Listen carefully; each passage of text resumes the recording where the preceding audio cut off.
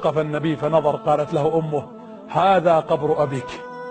أنتم تخيلوا ولد ما شاف أبوه، أول سفر ترى، يتيم، ويقال له شوف قبر أبوك.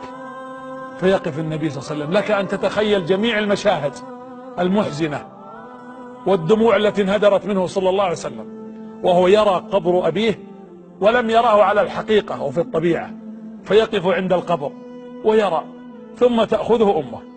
الطامة الكبرى التي حدثت في هذه السفرة: مشت آمنة واستودعت من أهل زوجها، ولما خرجت آمنة في الطريق مشت 150 كيلو في منطقة يقال له الأبواع.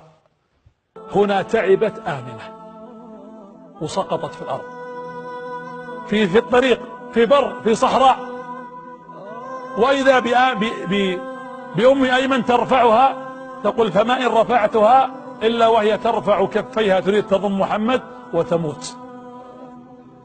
يموت وتموت أمه أمام عينه في صحراء. توه الآن تخيل مشهد قبر أبوه ما راح، يتخيل قبر والده، وفي الطريق تموت الأم التي كانت تحتضن والتي كانت ترضع والتي كانت تحمله. فيقف النبي صلى الله عليه وسلم ويرى الأم جثة هامدة ميتة، وأم أيمن ترى النبي وتمسح على رأسه وتصبر طفل صغير. فقالت: يا محمد عاوني نحفر قبر أمك. متخيلين 6 سنوات؟ هل مر بأحدنا مثل هذه الآلام؟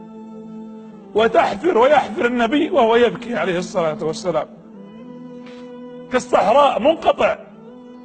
وأم أيمن تقول: كنت أبعده، يعني ما تبغاه يشوف القبر، تنحى بوجهه عن أمه وعن قبرها.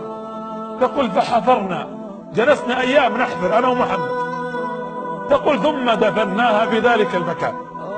تقول: فأمسكت به بيده وهو يقول: أمي أمي، يعني نأخذ أمي معنا. تقول: فمشينا